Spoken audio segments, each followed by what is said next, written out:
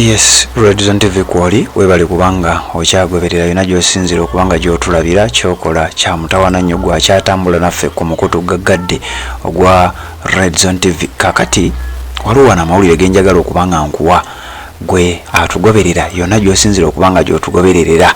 Ensonga zino zirabika nze zinnemye okutegeera naye nga lipoota nino bikuwa gwe onambuulira. Genda mu comment section ombuulire kiki ekigenda maaso, kiki kyoyinza okubanga kyomanyi ku nsonga zino. Waliwo bannayuganda abawangalira mu ggwanga erya Bungereza mu kibuga London, bano balabiddwako nga beekalakaasa lwaki? Lwa nsonga za Ssaabasajja Kabaka. Lwaki? Nti abataka baagaaniddwa abagenze Namibia okubeera nga bamulaba. Ani yabagaanye? Bano bagamba mbu bo bayina information nti Katikkiro ali Namibia.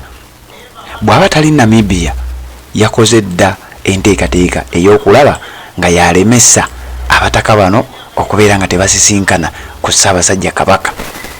Wano nno wenkugambidde nti nze binnemye otegeera amawulire g'ensembyeyo okubanga nkuwa galaga nti ambasada w'eggwanga erya Uganda mu ggwanga erya South Africa ng'ayita mu mumyuka we atuula oba amutuulira mu ggwanga erya Namibia ye yategeezezza abataka bano nti Ssaabasajja Kabaka bw'aba takkiriza kubeera ng'asisinkana omuntu yenna, oba abasawo be nga tebannakkiriza abeere ng'asisinkana omuntu yenna, temugenda kubeera nga musisinkana Ssaabasajja Kabaka.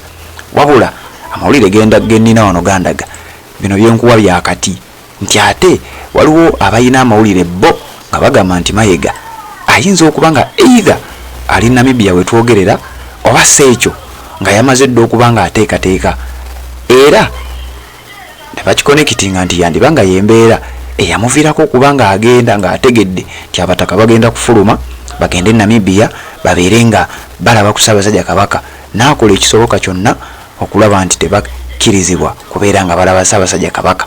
Sigala ng'oli ku Redzone TV nakugambye buli ekijja ogenda kuba nga okifuna. Bw'oba tonaba kuba nga osubscribinga ojja kumisinga at your own risk.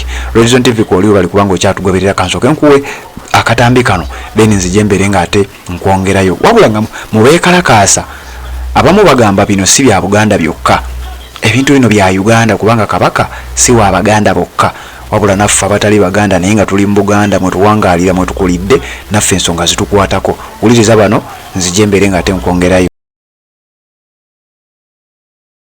London turi hano yatwatubwira rubiri rwa Kabaka, His Majesty King Charles twarugayo twijaha turi kubanja Mayiga waza hati ezeshaha oli Namibia olemesiza abataka kubugana Kabaka wabo. Mayiga Uganda yonera kurahira turakurahira ngukora yite Kabaka muwenda mutebi omusheija okwatirire buli munyayuganda wena, iwe Mayiga, iwe na Kagere, iwe na Nabaroga, iwe na Wasajja kumura yite Kabaka murondahi muratore. Abana banyu baryatemwatemwa, abana banyu baryalibwe binyonyi, abana banyu baryalibwe mbwa za muhanda. Mureke Kabaka w'Abanyayuganda.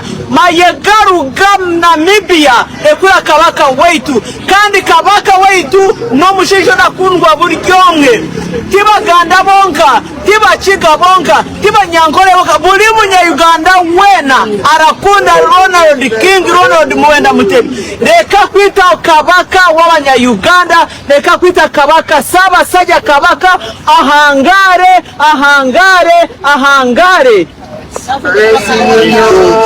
Twesimenyo wa Buganda yafe, ekitiibwa kya Buganda kyavada naffe tukikubenga. Nezigenda Ssaabasajja Kabaka azalira Buganda bonna naffe tumwesiga.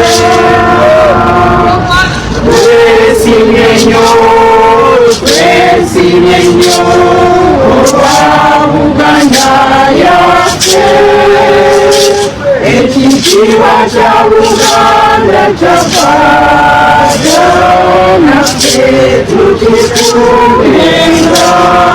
N'abasajja awangaale. Kati awo